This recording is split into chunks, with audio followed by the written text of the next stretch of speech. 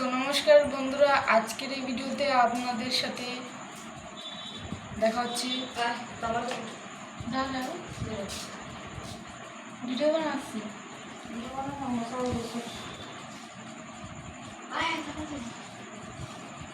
আজকে আমি একটা সাধারণ গান গাইবো। এতদিন আমার স্কুল কত মাস হলো আমার ছুটি? 2 মাস হয়ে গেছে না? পরীক্ষা হয়েছে ফেব্রুয়ারি মাসের 5 তারিখটা পরীক্ষা, 1 তারিখটা পরীক্ষা ছিল, 2 তারিখে ফেব্রুয়ারি মাসের 2 তারিখ। তার মানে আমার পরীক্ষা 2 মাস পর 3 মাসের ছুটি চলছে বন্ধুরা।